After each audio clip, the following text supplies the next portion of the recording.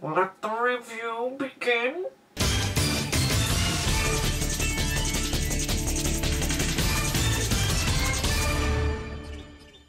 The Dark Knight Rises.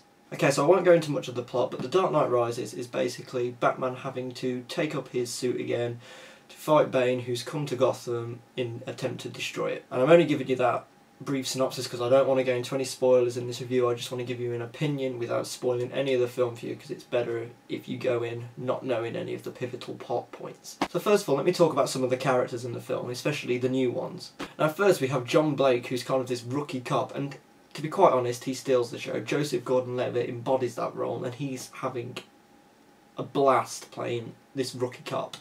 And at first he seems like he's just going to be there as a sort of plot device, but he actually is an emotional character and fully involved with the story.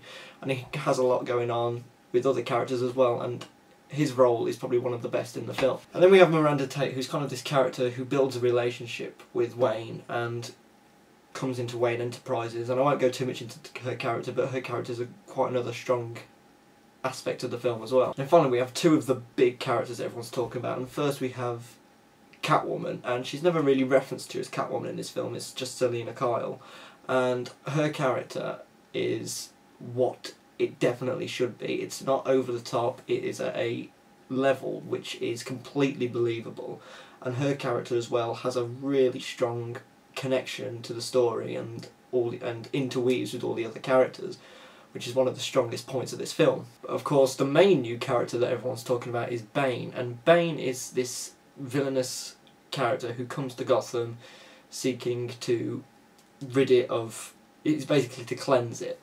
And he has a mask which kind of makes his voice go a bit, and overall that could come across in the wrong way and kind of cheesy, but it's handled in a very, very serious way, and his character is a quite threatening menace, and he's bulk, and he's the opposite of Batman and has the strength to match him, as well as quite a lot of the intellect. And we had the Joker in The Dark Knight, who was kind of this character who went out to do stuff and cause mayhem because he could, and he wanted to see bad things happen. Whereas Bane is a character that has a reasoning behind his actions, which I won't go into, but he has a reasoning, and he has more of a grounded, humanised character inside him. But overall, the real character of this film is Bruce Wayne, not Batman at all. Bruce Wayne is the strength of this film and what carries it. You go through every single emotion he goes through. You go on this complete journey with him and you feel exactly what he feels. It is a roller coaster ride with Bruce Wayne. But more importantly, this story is about the people of Gotham, and I'm not just talking about the main characters, I'm just talking about the whole of Gotham as a whole, like all the citizens. And it's their story at the heart of it, which gives you a more emotional response to some of the events that take place in this film. Every character that's introduced has something to do and comes together within this interweaving plot, and it works perfectly, and it's a brilliantly paced and laid out film. And like The Dark Knight had themes about good versus evil, this has themes about money, which is quite similar to a film that came out a couple of weeks ago, Cosmopolis, and it's quite relevant to our situation today as well. And it's about the people of Gotham.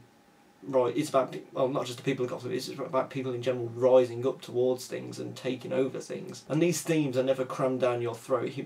Christopher Nolan realises this is a blockbuster film and it's catered to a wide audience, so these films are played in quite subtly, and they're just laden in within it without you could see, if you're looking for them you'll find them, if you're not they will completely go past you, but it's there contextually if you need it. But like I said, Christopher Nolan's still catering towards a blockbuster audience, and that means for some fantastic set pieces. I mean, the first set piece, the bass of the sound within the cinema is just thumping and your heart is racing as what's happening on the screen. And there's an epic scale to the film as well, which is on par with like the final Harry Potter film or any of the Lord of the Rings films. And I was quite taken aback about how grand the scale was and how big the stakes actually were. And unlike the previous two Nolan Batman films, which I kind of had a problem with the third act, where I felt it kind of lost it a bit and became a bit silly and contrived, this one had a fantastic third act, which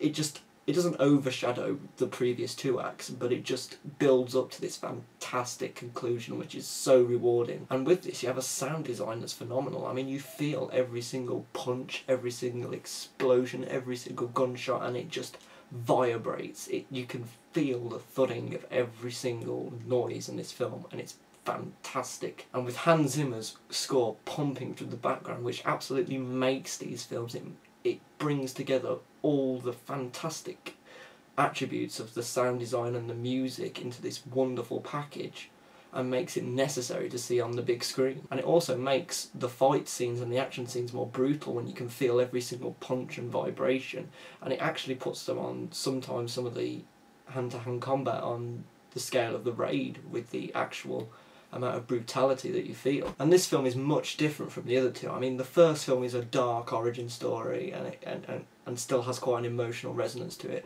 whereas the second's more of a crime thriller, and it could not include Batman at all and it would still be a fantastically strong film, whereas the third film is Nolan's epic. It is the film that you can tell that he's always wanted to do this film. It is I cannot express enough how grand the scale is. But what Nolan does, he creates these big blockbusters, and they're still essentially art films. I mean, this one still has the shots of an art film, it still has the themes of an art film.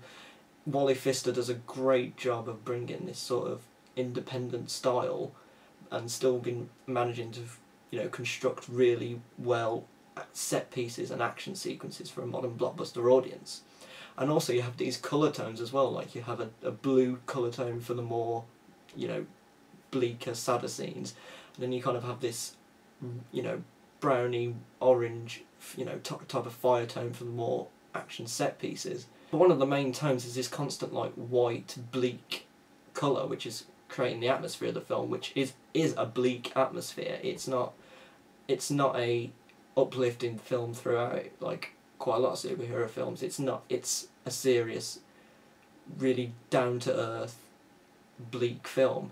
And this is one of the problems that I had with the Avengers, is that it never captured the gravity of the situation, and it turned into more of a skit. Like, at times it was like, haha, I am Hulk, he is Thor, we are a bit angry, so I punch him now. You are so funny, Hulk. Ha ha ha ha ha ha ha ha ha. And a lot of reviews have complained about how serious it is, but this is what it's meant to be. I didn't go into this film expecting some comic relief. I went into this film expecting an emotional roller coaster ride, and that's exactly what I got. My only really tiny gripe, and I mean this is really tiny because it doesn't detract from the experience at all, is there is some moments, kind of like plot holes, but you kind of like, you know, okay, I'll let that slide. Just at times you don't know how a character got from point A to point B, but with a film of this scale and a summer blockbuster, you kind of gotta let things like that slide a bit. But overall, this film is practically a graphic novel on screen. It captures the feeling of Batman, it captures the feeling of being Bruce Wayne more than any of the other films did. It's the best of the trilogy. It solves all the problems that were with the first two, such as some of the pacing issues and the third act, and I think this is the definitive Batman film that people will remember, and I think it ends the film on a fantastic note, and it's an emotional experience. So I'm going to give The Dark Knight Rises 5 out of 5, and if you're not planning on seeing it, just go. As usual, if you like this review, you can just click subscribe and you can see more.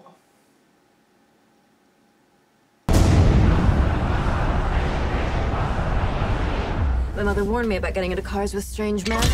This isn't a car.